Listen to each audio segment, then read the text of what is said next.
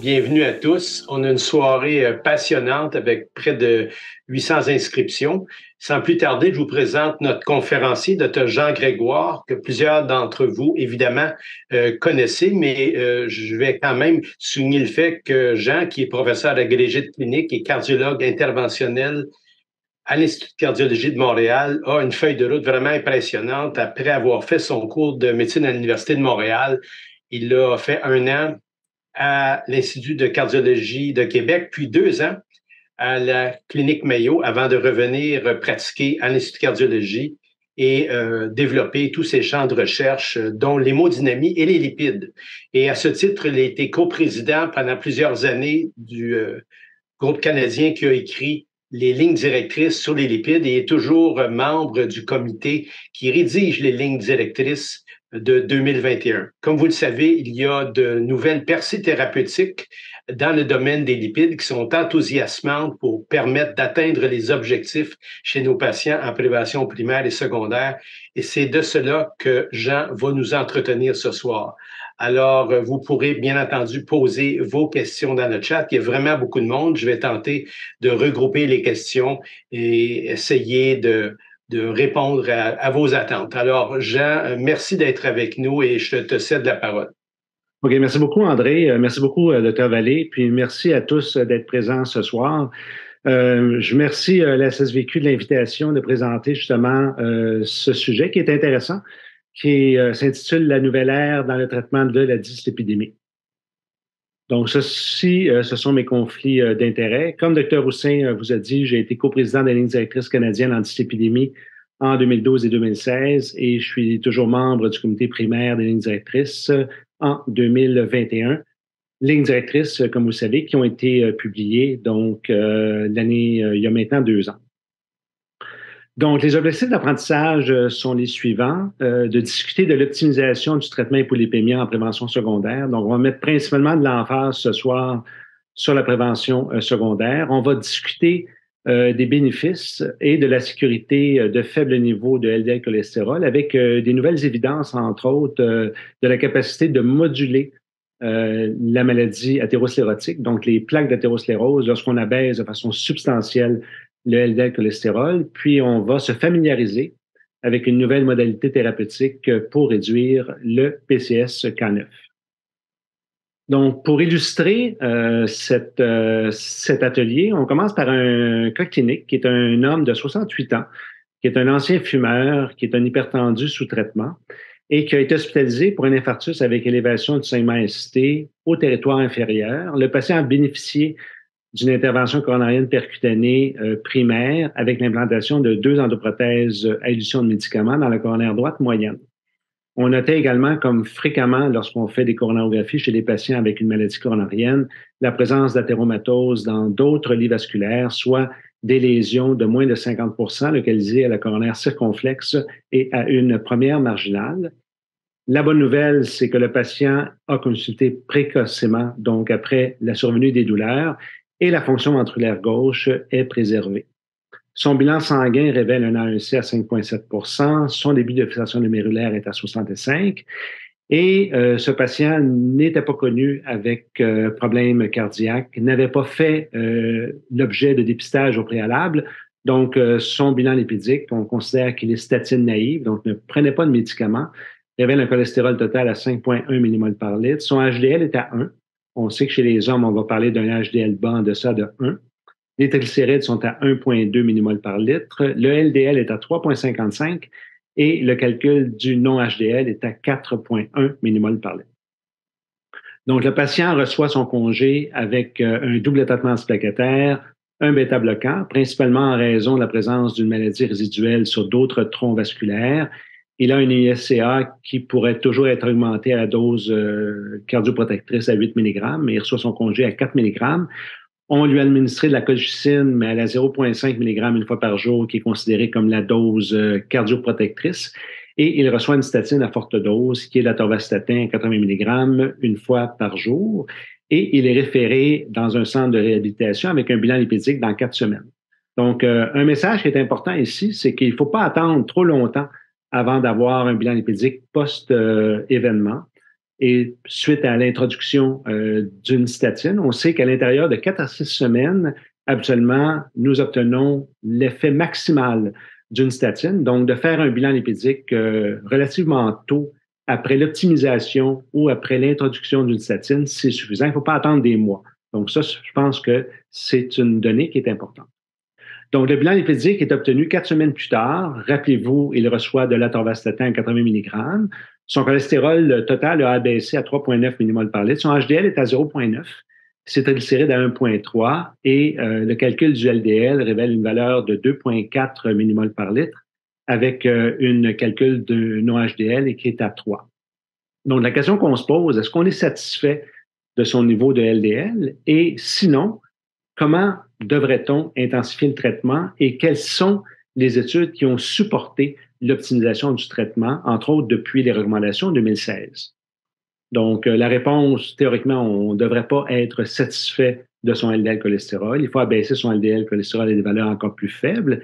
Et on va voir un peu quelles sont les études qui ont supporté donc l'association avec d'autres molécules. Donc, notre patient reçoit déjà une statine à la dose maximale tolérée. Il faut se rappeler que la première étude qui avait démontré que l'ajout d'un traitement non statine à une statine était l'étude IMPROVE-IT, qui a été publiée en 2015. Pour l'étude IMPROVE-IT, on se rappelle, les patients étaient tous en prévention secondaire. On avait randomisé un total de 18 000 patients qui recevaient une statine qui était la simvastatin à la dose de 40 mg une fois par jour, qui pouvait être majorée à 80 versus la même dose de simvastatin avec les étimibes. Donc, sur les 18 000 patients, on avait une randomisation 50-50 avec cette approche pharmacologique. Et on sait que c'est une étude qui a été prolongée à plusieurs reprises. La durée finale de suivi a été quand même de 7 ans. On a obtenu une diminution, somme toute, modeste en ce qui a trait le paramètre primaire, qui est un paramètre primaire composé, une différence en 2 mais qui avait démontré quand même une différence significative du bénéfice de l'ajout à une statine, d'un traitement non statine qui était l'ésétrol. Et la donnée qui est intéressante également de l'étude IMPROVE-IT, c'est que le LDL cholestérol obtenu sous la combinaison de traitements était à 1,4 mmol par litre, qui était quand même beaucoup plus faible que le LDL cible du temps.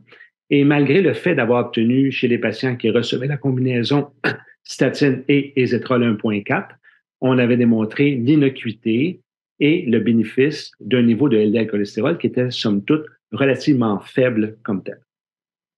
Par la suite, on a eu 2 études d'envergure avec l'utilisation d'une nouvelle classe de médicaments qui étaient les inhibiteurs des PCSK9. 2 études qui ont randomisé exclusivement des patients en prévention secondaire. La première étude était l'étude Fourier, qui est une énorme étude de près de 28 000 patients. Tous les patients étaient en prévention secondaire. 70 des gens recevaient une statine à haute intensité. 30 des gens recevaient une statine à une dose qui était considérée comme modérée à intense. Et ces patients-là, malgré le fait du traitement hypolipémiant, étaient randomisés si leur LDL cholestérol était au-dessus de 1,8 mmol par litre. Et on avait 2 critères d'évaluation, un critère d'évaluation à 5 points et un critère d'évaluation à 3 points. Et parallèlement, on a une autre étude qui a été faite, donc l'étude Fourier a été faite avec l'évolucumab, qui est le Repata, et l'étude Odyssey a été faite avec l'alirocumab, qui est le Praluent, près de 19 000 patients. Mais ces patients-là, c'est une population un peu différente. Ils étaient randomisés de 4 à 52 semaines suite à un infarctus du myocarde. 90 des gens recevaient une statine à forte dose. Et encore une fois, la randomisation était faite si, en dépit de leur statine, leur LDL était de plus de 1,8 mmol par litre. Et c'était comme l'étude de Fourier, statine plus inhibiteur des PCSK9 versus statine seule. Et on a un paramètre ici d'évaluation qui était également à 5 points. Donc, l'étude Fourier, lorsqu'elle a été publiée, la première donnée qui était intéressante, c'était l'importance de la baisse du LDL cholestérol et la rapidité de la baisse obtenue. Donc, on s'apercevait qu'à l'intérieur de 4 semaines, on avait obtenu une baisse très importante du LDL cholestérol. On avait observé également la stabilité, donc, du fait d'injecter les patients aux 2 semaines avec l'anticorps monoclonal. Et à la toute fin de l'étude, on a obtenu chez les patients qui recevaient statine et evolocumab une baisse très importante du LDL cholestérol. Donc, la différence par rapport au bras placebo qui était statine seule était de 60 de baisse du LDL cholestérol et la valeur médiane obtenue du LDL cholestérol dans le groupe traité avec la combinaison était de 0,78 mmol par litre. Donc, ça veut dire que 50 des gens qui recevaient la combinaison avaient une valeur de LDL cholestérol en deçà de 0,78. Dans le tableau de droite en haut, c'est le paramètre primaire à 5 points. Dans le tableau à droite, c'est le paramètre secondaire à 3 points. Donc, on voit que les courbes, très précocement, à l'intérieur de 12 mois, commençaient à diverger et continuaient à diverger en fonction du temps.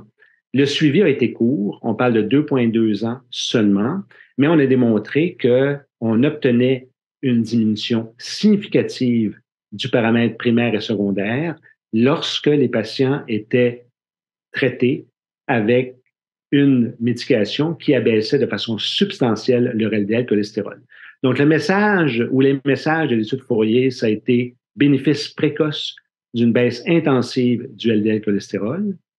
Et l'autre donnée qui était très intéressante, c'était la sécurité et l'innocuité de très faibles niveaux de LDL cholestérol. Donc, des patients qui avaient des valeurs inférieures à 0,78. Et concomitamment, on se rappelle qu'on a eu une étude qui était l'étude Ebbinghaus, où on a regardé, évalué des patients au niveau des sphères cognitives et on n'avait pas démontré de signal, même chez les patients qui avaient justement des niveaux inférieurs à 0,4 mmol par litre de LDL cholestérol. Donc, une des critiques de l'étude Fourier a été le très court suivi des patients. Et plus récemment, on a eu en 2022 une étude qui était l'extension de l'étude Fourier sur un total de 6 000 patients, qui était l'étude Fourier-Oley. Et si on regarde le tableau de droite, on voit que le suivi donc a été fait autour de 2,2 ans dans l'étude initiale et on a continué à suivre les patients, bien que tous les patients à ce moment-là recevaient la combinaison statine et evolocumab. Mais on voit un effet, comme on dit en anglais, de legacy, c'est-à-dire que les patients qui ont eu un bénéfice précoce du traitement avec une baisse intensive du LDL cholestérol ont continué à bénéficier de cet avantage de baisse intensive et on a obtenu donc des courbes qui continuaient à diverger en fonction du temps avec une différence en valeur absolue qui était plus importante lorsque les patients étaient exposés de façon plus chronique à une baisse intensive du LDL cholestérol que l'étude initiale. L'autre donnée qui est intéressante également, c'est que lorsqu'on a suivi cette cohorte de façon prolongée, mais on commence à observer un impact même sur la mortalité cardiovasculaire. Donc, si on regarde le tableau de gauche, qui sont les patients qui, à partir de la 2,2 ans, ont reçu le traitement, mais on se voit que les patients qui avaient une baisse plus intensive, précoce du LDL cholestérol, ces patients-là ont eu un bénéfice associé à une diminution de la mortalité cardiovasculaire. Donc, qui démontre que lorsque les patients sont traités de façon prolongée, avec une baisse intensive du LDL cholestérol, mais les bénéfices se répartissent à plus long terme avec donc des bénéfices qui peuvent aller jusqu'à un impact sur la mortalité. La donnée qui est également importante, qui avait été une critique initialement de l'étude Fourier, c'est qu'on avait suivi des patients pendant une très courte période de temps. Qu'en est-il si on suit ces patients-là pendant plus de 7 ans? On s'aperçoit qu'en gris, qu'on n'a pas plus d'effets secondaires. Donc, les effets secondaires sérieux sont même un peu réduits par rapport aux études initiales. La seule différence, on a un peu plus de différence au niveau des problèmes, au niveau des sites d'injection, mais on voit qu'avec le temps, mais on a même une diminution de ces effets secondaires. On n'a pas d'augmentation, qui est le tableau de droite en haut, des allergies reliées à la médication. Pas d'augmentation. On sait que c'est des molécules qui sont très, très bien tolérées en ce qui a trait les manifestations musculaires. Donc, on n'a pas d'augmentation de ces manifestations musculaires, pas d'augmentation de l'apparition de diabète. Et une des craintes qu'on avait observées dans une vieille étude, qui était l'étude Sparkle, qui suggérait que des baisses intensives du LDL cholestérol peuvent être associées à une augmentation des AVC hémorragiques, mais on voit qu'on n'a pas de signal du tout. L'autre donnée de l'étude Fourier qui est intéressante, c'est qu'il suggère que plus on abaisse le LDL cholestérol, on continue, même avec des valeurs très faibles de LDL, de démontrer un bénéfice et on n'a pas de courbe en J. Donc, ça veut dire que plus on abaissera le LDL cholestérol, plus grand sera le bénéfice, que ce soit au niveau du paramètre primaire évalué ou au niveau du paramètre secondaire. Donc, ça devrait nous inciter, entre autres, à continuer à traiter nos patients intensivement.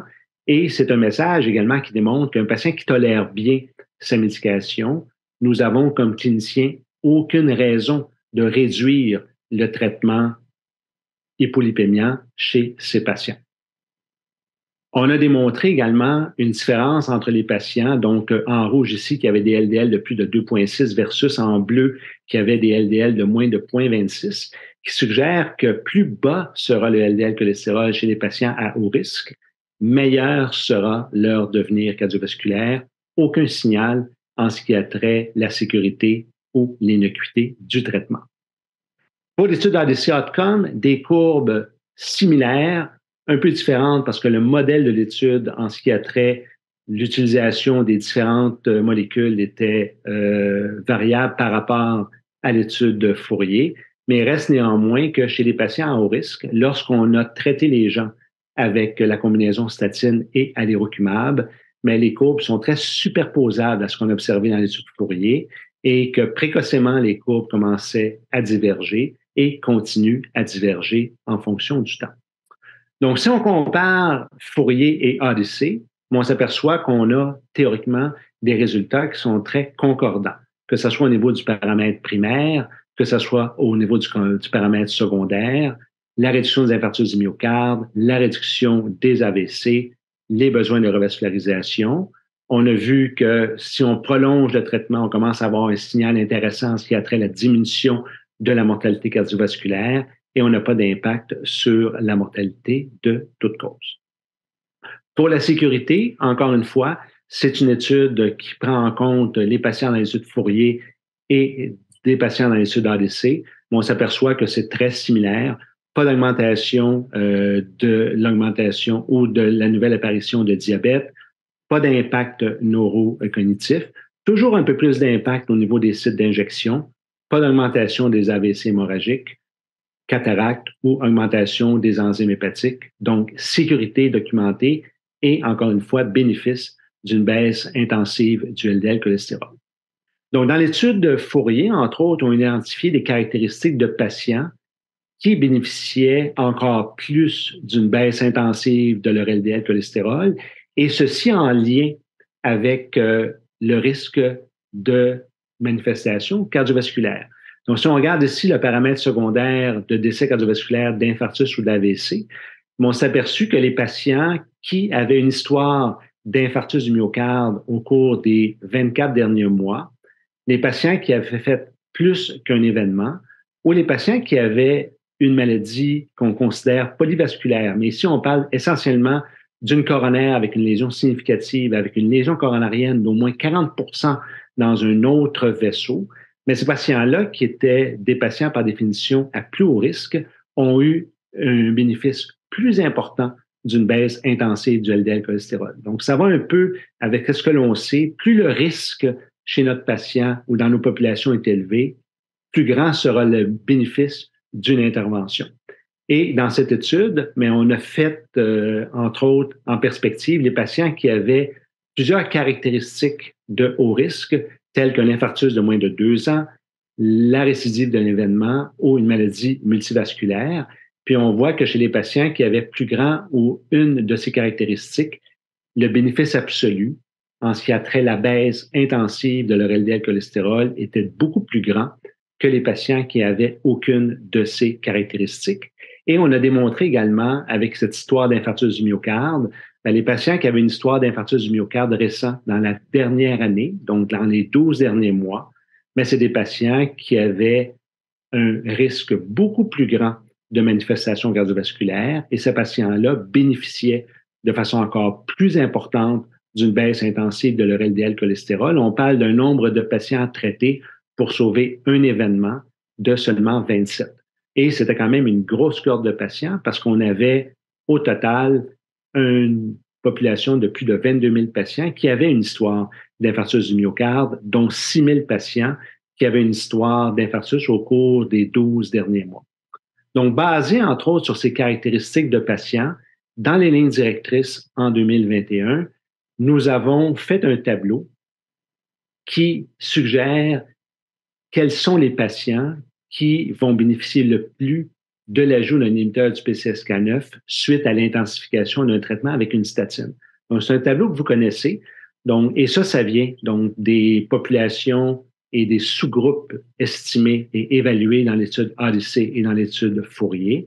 Donc, les patients qui ont eu une histoire d'hospitalisation dans les 52 semaines suivant un syndrome coronarien aigu, et tout patient qui a une maladie cardiovasculaire athérosclérotique qui est cliniquement infinante et qui a un de ces éléments, soit un patient diabétique ou un syndrome métabolique, la maladie polyvasculaire, on en a parlé tantôt au niveau coronarien, la maladie artérielle périphérique symptomatique, les infarctus récidivants, les infarctus dans les 2 dernières années, tout patient qui a des antécédents de revascularisation chirurgicale, mais principalement par pontage veineux coronarien, on sait que ces patients-là sont très à risque d'avoir une progression de leur athérosclérose et d'avoir donc un blocage au niveau des pontages veineux.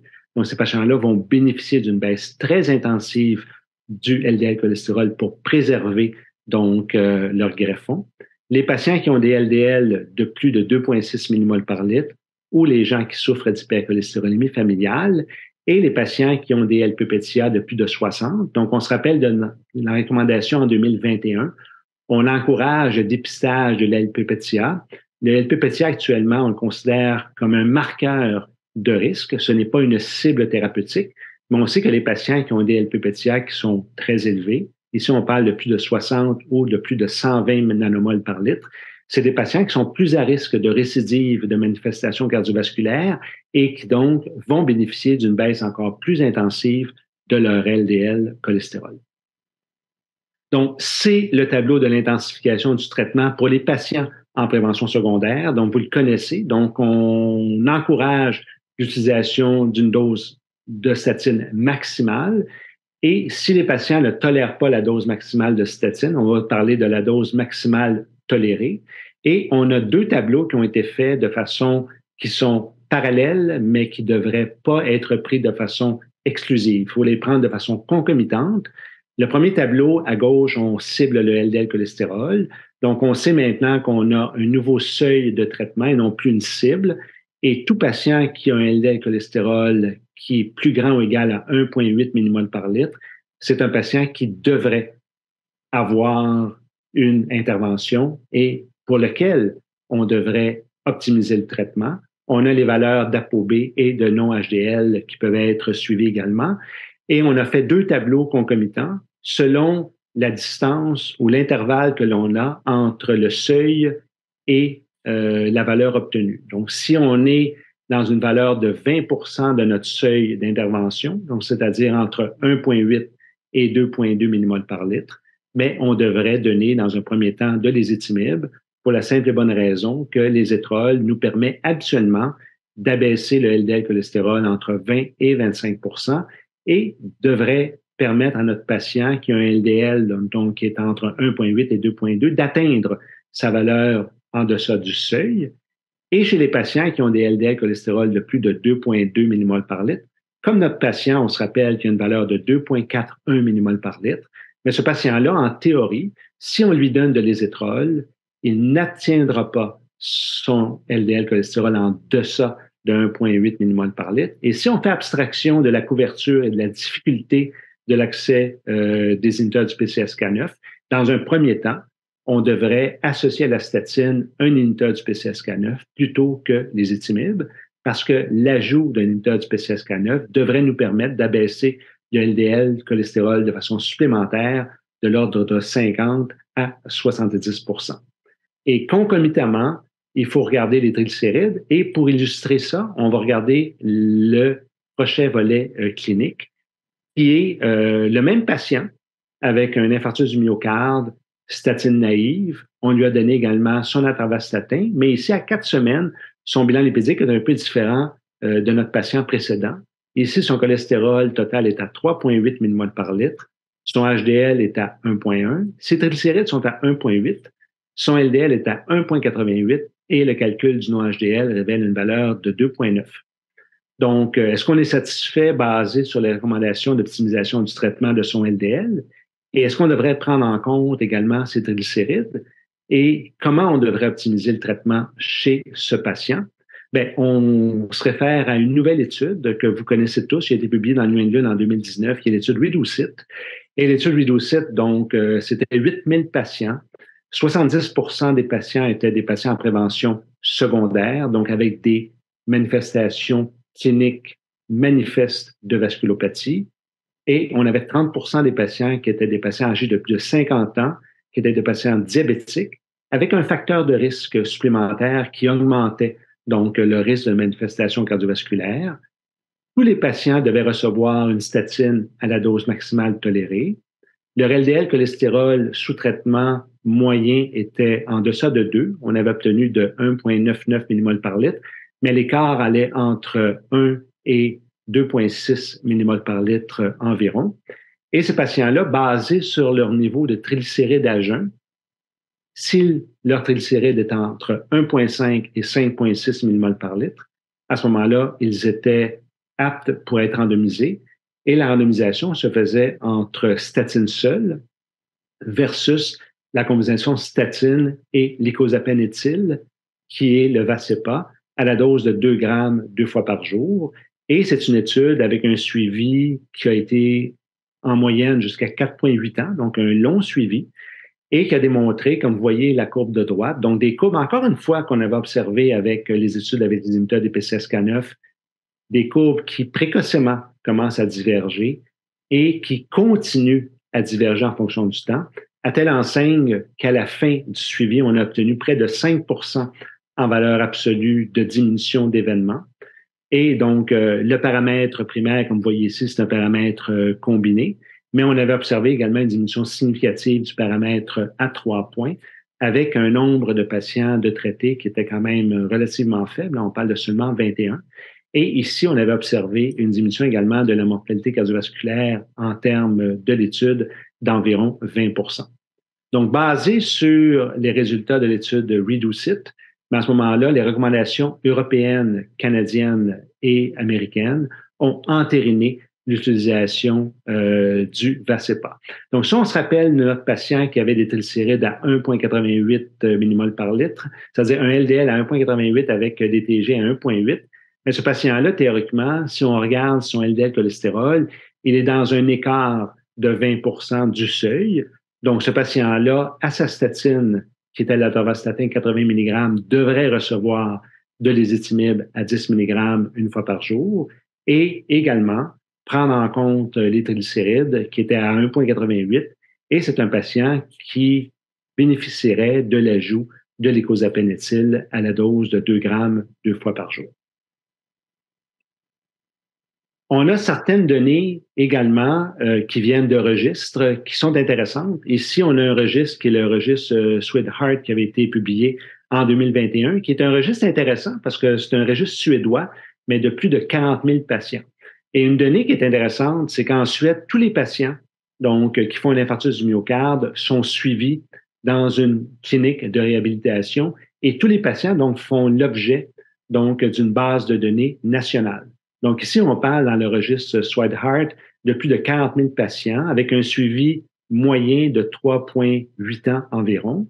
Donc les patients sont admis donc, dans un centre de réhabilitation et on a regardé ici les changements de LDL cholestérol entre le moment de leur infarctus du myocarde et un suivi qui a été lieu de 6 à 10 semaines par la suite.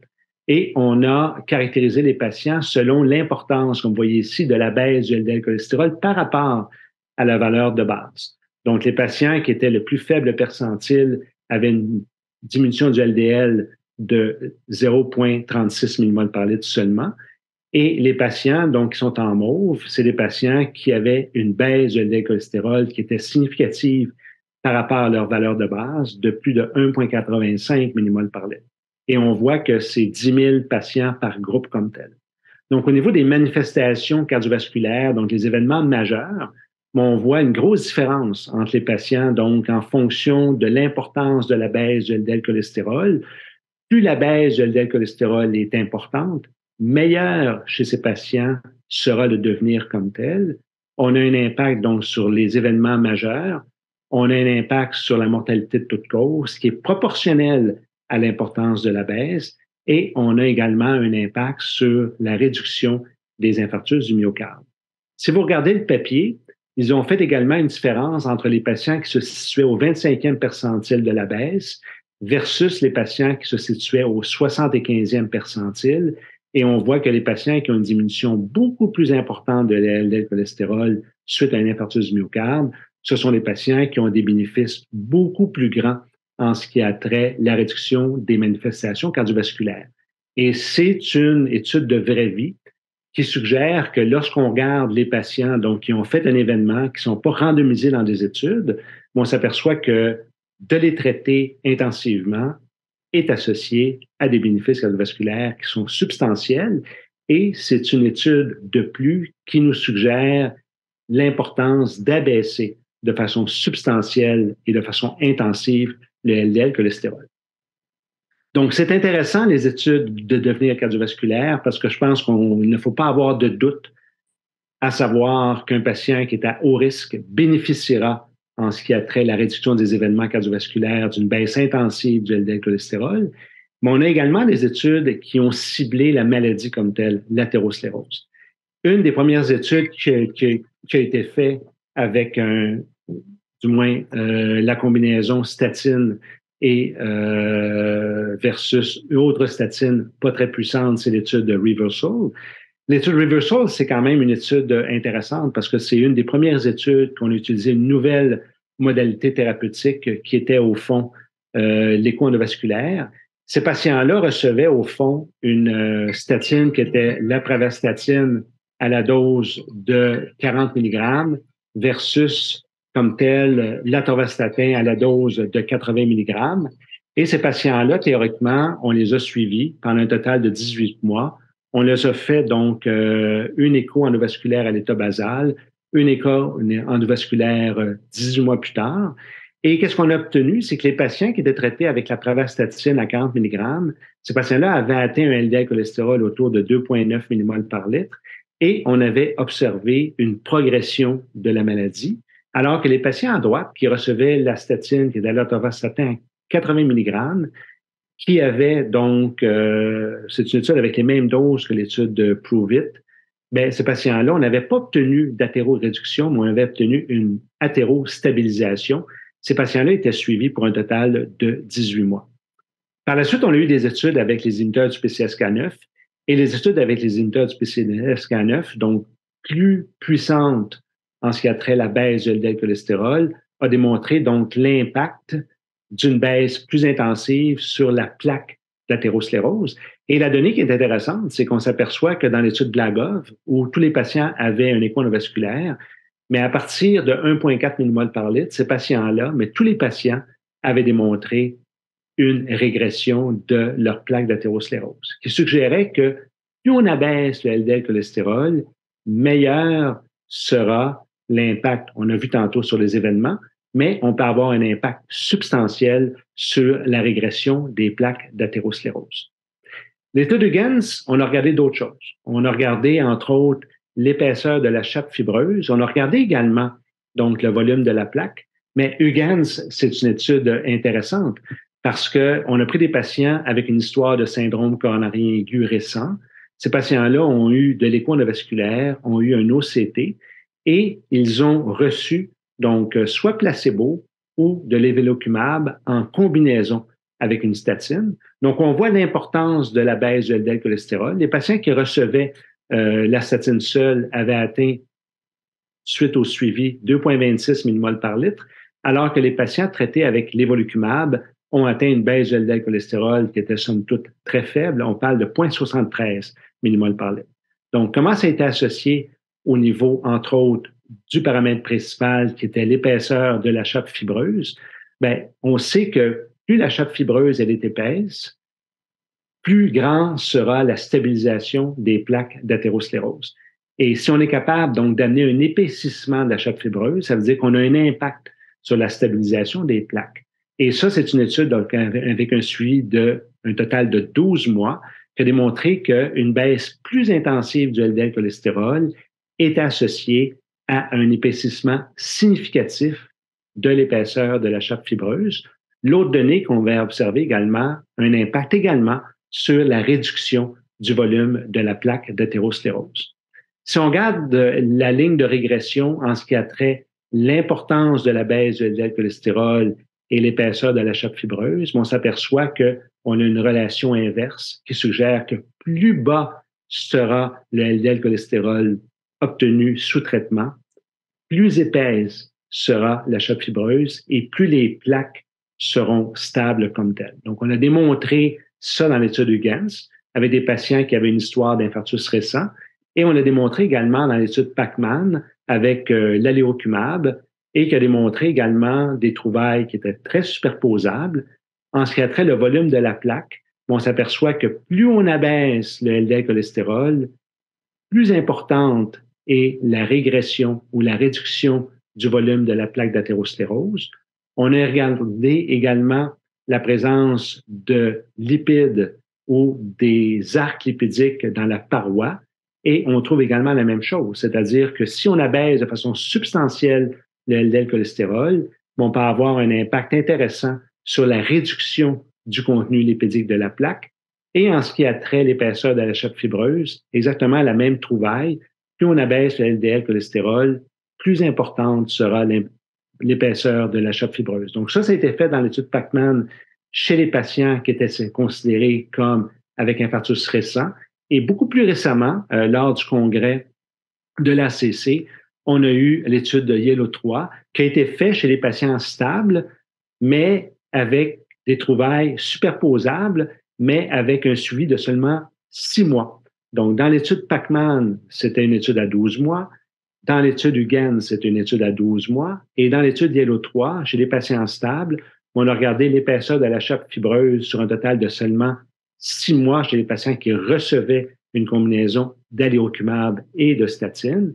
Et on a démontré donc la capacité d'augmenter la chape fibreuse très, très précocement. On voit que la grande majorité des patients ont épaissi leur chape fibreuse lorsqu'ils ont été traités avec une baisse intensive du LDL-cholestérol, trouvaille identique en ce qui a trait au contenu lipidique des plaques d'athérosclérose. Donc, on traite nos patients à haut risque de façon intensive. Le fait de les traiter de façon intensive nous permet donc de réduire les événements cardiovasculaires de façon substantielle. Et en plus de ça, si on les traite donc de façon intensive, on peut avoir un impact sur l'athérosclérose et réduire la progression de la maladie. On va terminer avec une connaissance d'une nouvelle modalité de traitement du LDL-cholestérol qui est l'inclisiran. Et donc, si on veut comprendre un peu l'inclisiran, il faut savoir que c'est une molécule qui va interagir avec l'ARN messager. Donc, si on retourne un peu avec nos données de biologie, on sait que la transcription, c'est l'ADN qui provient du noyau et qui permet donc d'être décodé pour être transformé en ARN. Et l'ARN, donc au niveau du cytoplasme, va permettre de synthétiser des protéines. Donc, lorsqu'on va donner l'inclisiran, ça, je pense que c'est bien important, l'inclisiran va agir au niveau de l'ARN, donc va agir au niveau du cytoplasme. Ce n'est pas une molécule qui agit au niveau du noyau comme tel. Donc, la donnée, si on regarde un peu sommairement le mécanisme d'action, l'inclisiran, c'est un RNA qu'on appelle un petit RNA interférent qui a un brin-sens et antisens, mais une des caractéristiques particulières, c'est qu'il est conjugué donc à une particule qu'on appelle le GalNAc. Puis pourquoi le GalNAc, c'est important? Parce que le GalNAc permet la sélectivité donc de l'inclisiran au niveau de l'hépatocyte. Donc ça, c'est une question que les gens peuvent avoir. Si on injecte de l'inclisiran, est-ce que cette molécule-là va se répartir partout dans l'organisme? Mais en raison du GalNAc, c'est spécifique, entre autres, au niveau du foie. Et l'inclisiran va se lier à un récepteur qui est le récepteur ASGPR, qui est vraiment sélectif et spécifique pour le foie. Donc, lorsqu'il est lié, il va donc s'internaliser donc, dans la cellule de l'hépatocyte, va se lier à ce qu'on appelle un complexe de silençage induit par l'ARN qu'on appelle le RISC. Et c'est ce complexe qui permet donc de préserver donc notre molécule et qui nous permet d'avoir un intervalle important, entre autres, entre les injections. Et comment ça fonctionne? C'est que le brin antisens qui est associé au risque va se lier à l'ARN messager qui a été sécrété par le noyau donc du PCSK9 et va amener une dégradation de l'ARN messager. Donc, si on dégrade la capacité du cytoplasme de synthétiser le PCSK9, la résultante va être moins de PCSK9 en circulation. Et si on a moins de PCSK9 en circulation, on sait que les récepteurs au LDL cholestérol qui ont été développés suite au traitement avec une statine vont être préservés. Et ça va nous permettre, en raison de la préservation des récepteurs du LDL cholestérol, de réduire de façon encore plus importante le LDL et de recirculer ce qu'on se rappelle le récepteur à la surface des hépatocytes. Donc, on se rappelle que le PCSK9, c'est une protéine qui est sécrétée et qui permet de réguler la présence des récepteurs. Si on a moins de PCSK9, on préserve nos récepteurs au LDL cholestérol et on va réduire de façon encore plus substantielle notre LDL. Si on avait beaucoup de PCSK9 en circulation, le PCSK9 se lie au récepteur et lorsque le récepteur est internalisé, mais celui-ci va être détruit plutôt que récirculé. L'autre donnée qui est intéressante, c'est que le taux plasmatique de l'inclisiran va être indétectable 48 heures après l'injection comme telle.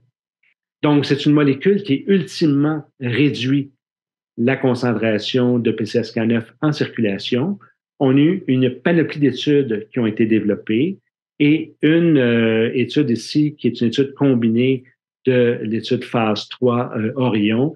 Bon, on a eu plusieurs études, entre autres Orion 9, Orion 10, Orion 11, qui sont des études, vous voyez, dans des populations différentes, soit des patients hétérozygotes, soit des patients avec maladie cardiovasculaire athérosclérotique, ou soit des patients qui avaient une maladie cardiovasculaire athérosclérotique et équivalent de risque.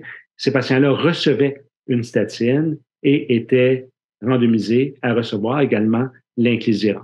Et la donnée qui est importante, c'était des études principalement d'efficacité à court terme. On parle d'une étude de seulement 18 mois qui a démontré que sur la courbe en bleu, que les patients qui recevaient l'inclisiran ont réduit de façon substantielle leur LDL cholestérol par rapport au placebo. On parle d'une différence de 50% sur un suivi de 18 mois. Donc, c'est une molécule qui semble bien efficace pour abaisser le LDL cholestérol en plus d'une statine. La question qu'on s'est posée, est-ce que c'était sécuritaire? Et c'est sûr que vous allez me dire, c'est 18 mois, il n'y a pas beaucoup de patients, mais c'est près de 2000 patients par groupe. Et quand on compare le groupe placebo versus le groupe inclisiran en ce qui a trait les effets secondaires, mais on n'a aucun effet secondaire qui se démarque, à l'exception d'une légère augmentation donc de l'inflammation au site d'injection comme tel.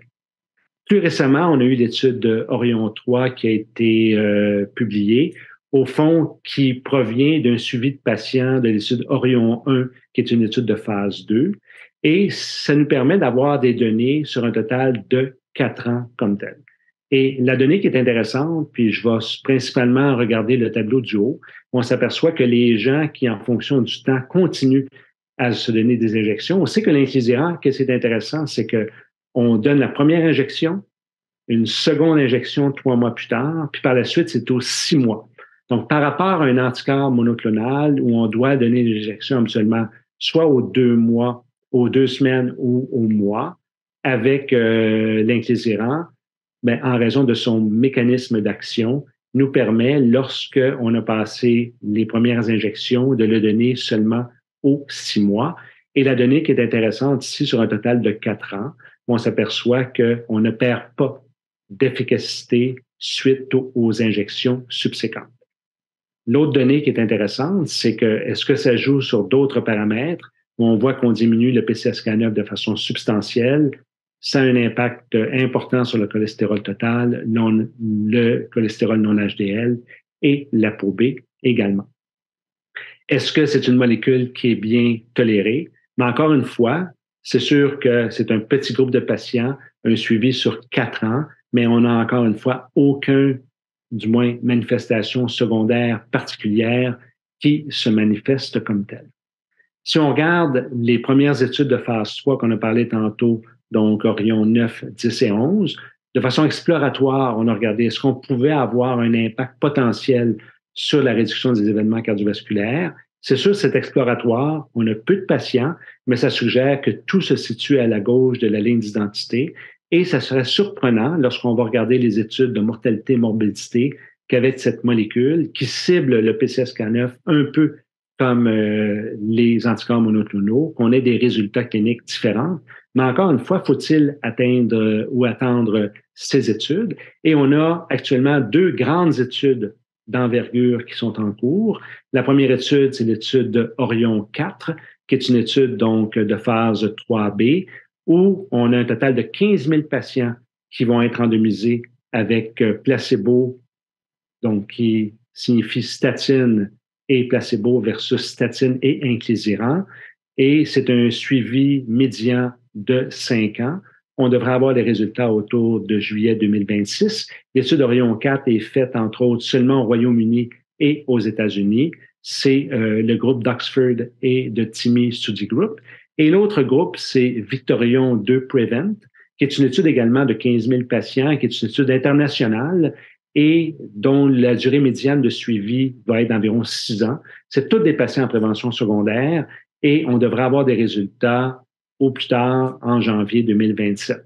Donc, on va avoir plus de 30 000 patients dans les études avec l'inclisiran qui va démontrer ou confirmer le bénéfice clinique en ce qui a trait à la baisse intensive du LDL cholestérol. Et l'autre chose, la sécurité et l'innocuité d'une telle molécule. Donc, les messages clés, puis je pense qu'on est passablement dans le temps. Premier message clé, les patients en prévention secondaire doivent bénéficier d'une réduction intensive du cholestérol LDL au moyen d'un traitement par statine de haute intensité ou à la dose maximale tolérée. Ça, je pense que c'est dans les recommandations. On se doit d'abaisser le LDL cholestérol chez nos patients et chez les patients à risque élevé, habituellement, de commencer avec une forte dose de statine. L'autre donnée qui est intéressante, c'est que plus bas est le LDL cholestérol sous traitement, plus importante est la réduction des événements cardiovasculaires. Donc, on a démontré qu'on n'a pas de courbe en J. Plus on abaisse le LDL cholestérol, meilleur est le devenir chez nos patients.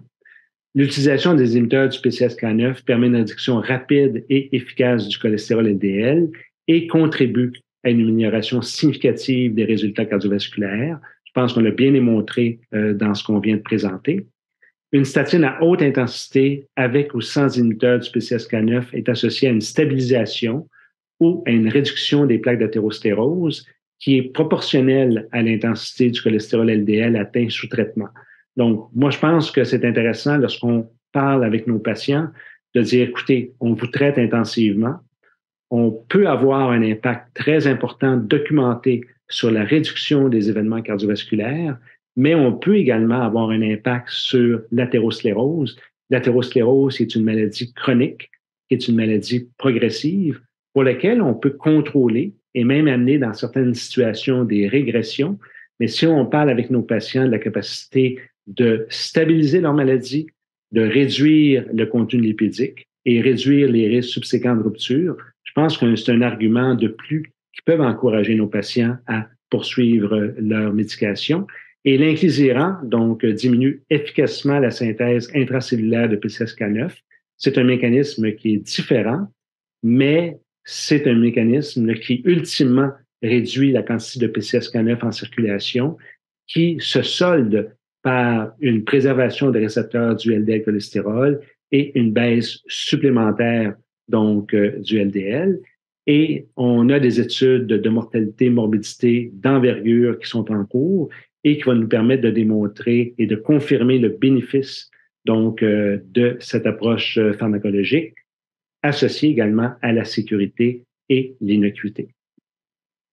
Je pense qu'on va avoir des questions et ça me fera plaisir d'y répondre si c'est possible. Alors, merci, Jean.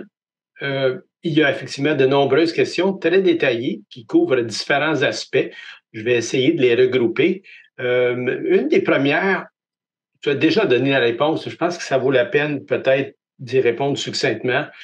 Est-ce que vous maintenez à long terme la statine à dose maximale quand vous utilisez des PCSK9 et que vous obtenez des taux très bas de LDL? En théorie, on devrait. Donc, on devrait en lien avec un inhibiteur du PCSK9, mais on devrait également si on n'a pas d'inhibiteur du PCSK9. Donc, on voit souvent ça comme conduite comme telle. Le patient tolère bien sa statine. Il a une forte dose de statine depuis de nombreuses années et on voit des fois que le médecin réduit cette dose. Il n'y a aucune indication. Je pense qu'on a suffisamment de recul à savoir que c'est sécuritaire d'être exposé pendant des années à une forte dose de statine. Et si un patient tolère bien sa molécule, on ne devrait jamais réduire celle-ci. C'est très clair, Jean. Merci. C'est très important. Merci beaucoup. Une question, y a-t-il d'autres essais cliniques à venir avec les inhibiteurs PCSK9, par exemple, chez les patients intolérants aux statines, donc qui ne prennent pas de statine? Non. On n'en a pas à venir comme tel. Ce que l'on sait, c'est que lorsqu'on regarde, entre autres, l'étude Fourier et avec l'évolucumab, mais on regarde aussi tout le développement qui a été fait avec l'alérokumab, bien, aussi bien l'alérokumab que l'évolucumab ont étudié des patients qui étaient intolérants aux statines. On se rappelle, entre autres, d'une étude avec l'évolucumab, qui est l'étude GOS-3, qui regardait des patients intolérants à au moins 2 statines et bien documentés, qui recevaient donc un inhibiteur du PCSK9, et ça a démontré donc la tolérabilité chez les patients qui sont intolérants. Donc, je pense que c'est assez clair qu'un patient qui est intolérant à une statine, ben, absolument, il faut essayer une autre statine. Et souvent, les patients vont finir par tolérer une statine à petite dose, mais les patients qui sont carrément intolérants à toutes les statines, ben, absolument, ils vont bien tolérer les inhibiteurs du PCSK9. On n'aura pas d'études d'événements cardiovasculaires, mais on sait qu'au niveau de la tolérabilité, on a quand même plusieurs études qui ont démontré que c'est absolument très, très bien toléré. La seule chose, c'est que les études que l'on a sur les manifestations cardiovasculaires avec les inhibiteurs des PCSK9 ont toutes été faites avec la combinaison statine et inhibiteur des PCSK9. Si on se fie à la théorie du LDL cholestérol, puis en disant l'important, c'est d'abaisser le LDL cholestérol, peu importe au fond la façon, bien à ce moment-là, si on abaisse notre LDL cholestérol de 50 à 70 avec un inhibiteur du PCSK9, j'ai un patient qui est carrément intolérant, bien, je pense qu'on devrait s'attendre à avoir des résultats cardiovasculaires adéquats chez ce patient. Merci, Jean. Petite question pratique. Imaginons un patient sous Lipitor 80 mg avec un LDL de 1,6, mais un LP petit a très élevé, mettons 140 dans la question. Est-ce que vous ajouteriez ésétrol ou PCSK9 vu que le patient est à 1,6, il est en bas de 1,8, mais son LP petit a est élevé? Est-ce qu'on devrait faire plus chez un tel patient? Écoute, c'est une bonne question parce qu'actuellement, ce que l'on sait au niveau du LPPTA, c'est un marqueur d'une maladie qui est absolument plus agressive. Souvent, des patients qui ont des LPPTA plus élevés, c'est des patients en prévention secondaire qui sont plus à risque de récidive d'événements cardiovasculaires. On sait qu'il y a un lien entre les niveaux d'LPPTA, une maladie qui est plus extensive, des lésions plus calcifiantes et un risque plus élevé d'AVC. Donc, en théorie, c'est un marqueur comme tel. Là, on a des études actuellement en cours qui visent à documenter avec différentes modalités si d'abaisser l'LPPTA en plus contribue de façon indépendante à un bénéfice plus grand. Donc, la réponse comme telle, basée sur les données, on n'en a pas. Mais un patient qui, en dépit d'un LDL cholestérol, par exemple, qui est à 1,6 mmol par litre, qui a un LPPTA qui est élevé, qui aurait, par exemple, une récidive de manifestation cardiovasculaire, moi, ce patient-là, je le traiterais de façon encore plus agressive, puis j'abaisserais son LDL de façon encore plus grande. Là, la meilleure option, est-ce que je donnerais des éthymibes? On pourrait essayer les éthymibes. Hein? On va baisser de 20 à 25 %. On sait que les éthymibes, comme les autres modalités thérapeutiques, ne vont pas agir sur l'LPPTA. Les inhibiteurs du PCSK9, en soi, réduisent l'LPPTA. Donc, si on voulait, en plus de ça, avoir un impact sur la LPPTA, ben, ça serait un inhibiteur du PCSK9 qu'il faudrait administrer. Merci, Jean. Une question plus administrative, si l'on veut. Peux-tu nous rafraîchir la mémoire sur les critères de remboursement de la RAMQ pour les inhibiteurs PCSK9 d'une part et l'inclisiran d'autre part? OK. Donc, pour la RAMQ, il faut se référer principalement aux patients qui ont une hypercholestérolémie familiale. OK? Donc, la RAMQ couvre donc aussi bien l'évolucumab que la lirocumab, mais pour les patients qui sont FH. Donc, un patient non FH, c'est un patient qui n'est pas couvert. Puis ça, je pense que c'est une tristesse, là, parce qu'on a beaucoup de patients qui nécessitent une baisse supplémentaire de leur LDL cholestérol et qui sont loin du 20 de leur seuil d'intervention. Et à ce moment-là, si on veut que les patients reçoivent un inhibiteur du PCSK9 par la RAMQ, mais il faut remplir le patient d'exception. Donc, je dirais qu'on a possiblement un peu plus de succès maintenant en remplissant le patient d'exception qu'auparavant, mais il faut écrire les caractéristiques de patient, dire qu'en dépit de l'utilisation d'une statine à dose maximale tolérée, notre LDL est de temps. Souvent, on va dire, j'ai ajouté les estimés. Les estimés ne m'ont pas permis d'abaisser de façon substantielle. Notre patient a eu une récidive d'événements. Ben, ça dépend un peu qui est au bout de la ligne là, pour l'accepter, mais je dirais qu'on peut avoir un peu plus de succès, mais on n'a pas de couverture chez ces patients-là. Donc, on est couverture RAMQ. Pour l'inclisiran, mais pour l'instant, c'est pas couvert par la RAMQ, OK? Mais il y a de plus en plus d'assurances privées qui vont le couvrir comme tel. Donc, on espère qu'avec la discussion, avec les études, on ait une couverture, puis qu'on ait une couverture qui soit beaucoup plus grande et accessible que l'on a avec actuellement les inhibiteurs d'enzymes de conversion, c'est-à-dire les inhibiteurs des PCSK9 qui sont comme tels des anticorps monoclonaux qui sont très difficiles à donner chez nos patients, qui nécessitent malgré tout une baisse intensive du LDL. Merci. Il y a eu plusieurs questions sur le VASCEPA et il y a des sous-questions là-dedans. Premièrement, peut-on utiliser, la question peut-être la plus facile, le VASCEPA en prévention primaire? Puis la deuxième question, c'est, il y a eu la controverse sur l'huile minérale qui était le comparateur dans l'étude Reducit et qui pouvait peut-être faire mieux paraître le VASCEPA. Donc, deux questions. Peux-tu juste nous éclaircir brièvement là-dessus?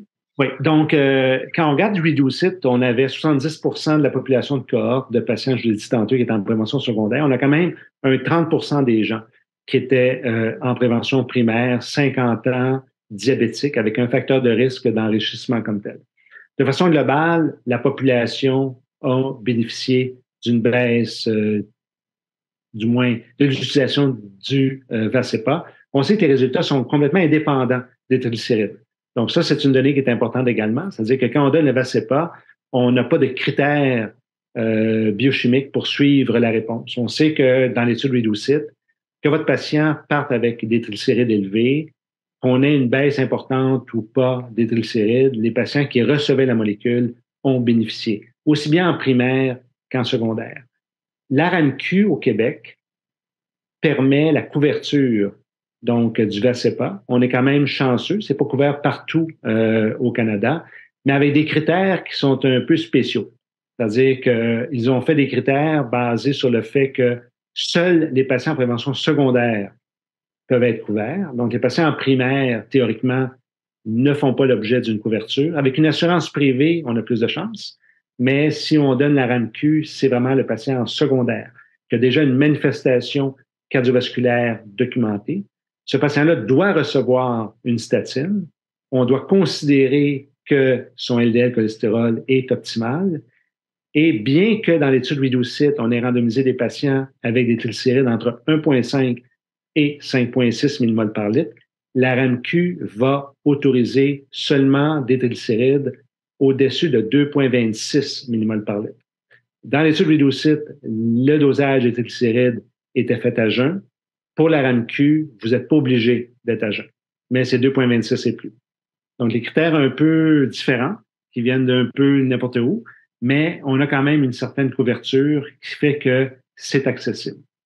L'autre chose, c'est que cette controverse d'huile minérale, ben, effectivement, on a dit, est-ce que le fait d'avoir un placebo qui était peut-être pas complètement inerte pharmacologiquement pouvait avoir été associé à des bénéfices plus importants dans le groupe Vascepa.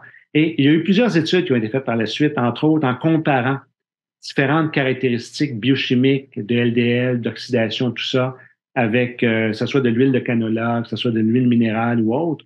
Et somme toute, c'est relativement neutre. Donc, je pense que les résultats qui sont là sont assez probants et sont possiblement indépendants du type de placebo qui a été utilisé. Et rappelez-vous quand même, Reducit, ça a été entériné dans les recommandations européennes, les recommandations américaines, recommandations canadiennes. Donc, cette controverse-là, les gens l'ont pris en compte et malgré tout, ben, je pense que les résultats sont là et je pense qu'on considère que les résultats sont probants et que les patients bénéficieront.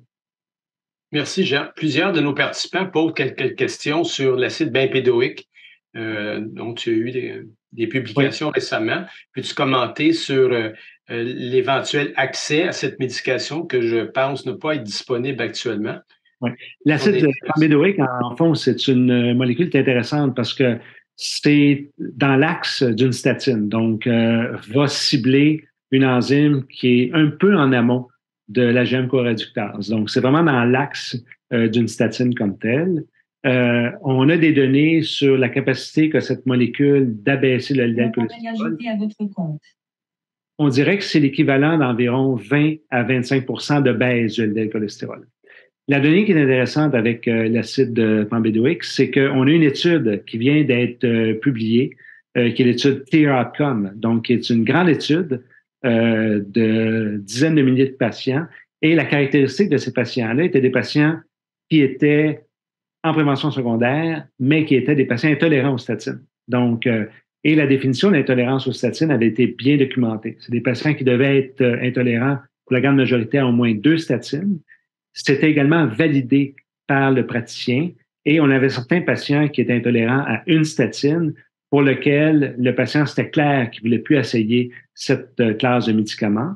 Et on a démontré une diminution significative des événements cardiovasculaires.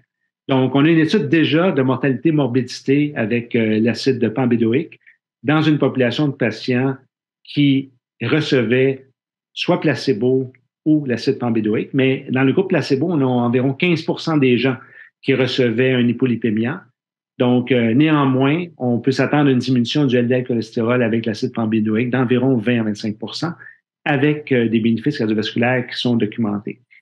Moi, j'espère bien que cette molécule-là va être disponible au Canada peut-être vers la fin de l'année, en début de l'année prochaine, parce que ça va être une option supplémentaire pour nos patients qui sont intolérants aux statines avec des données probantes qui démontrent un bénéfice attendu. C'est sûr, c'est un bras placebo, mais quand même, beaucoup de nos patients ne peuvent pas prendre de statine ou des statines à des doses importantes, ou souvent, ils vont prendre une statine une fois par semaine, ou 2 jours, ou 3 jours, des petites doses. Et je pense que ça serait une option thérapeutique qui démontre une bonne tolérabilité et ça serait un arsenal de plus pour aider nos patients à baisser leur LDL cholestérol, ceux qui sont intolérants entre eux. Merci, Jean. Entre un inhibiteur PCSK9 et l'inclisiran, est-ce qu'il y a des préférences, une sélection de patients? As-tu des idées préliminaires sur pourquoi un type de molécule plutôt qu'un autre? C'est sûr que je vous dirais, l'élément phare d'un inclisiran, c'est vraiment le fait que les patients reçoivent une injection 2 fois par année. Donc, au niveau de l'observance thérapeutique, ça peut être un argument important.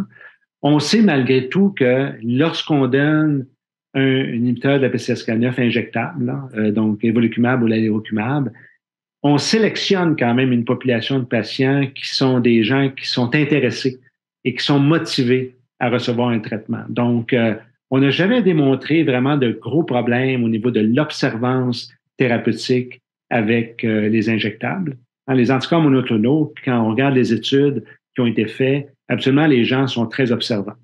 Donc, c'est un argument, ça, qui est peut-être un peu soft, là, en disant on va injecter 2 fois par année, puis ça va être favorisé. C'est sûr qu'une personne qui voyage beaucoup, ben écoute, ça serait un avantage énorme de recevoir un vaccin 2 fois par année. Donc, on part 4 mois, on s'en va, on oublie ça, puis on revient, puis on reçoit notre dosage. Je pense que c'est bien. Il faut jamais oublier quand même que la dose de statine, elle est importante avec les deux molécules et que c'est important de prendre sa statine de façon régulière. Donc, on prend de toute façon une molécule tous les jours, là. Donc, mais on va avoir des caractéristiques peut-être de patients avec le temps, avec les études également, mais on cible le PCSK9. Donc, c'est sûr qu'un patient qui a besoin d'un traitement qui est plus adéquat, mais à ce moment-là, c'est une classe de médicaments qui est, je pense, globalement bénéfique.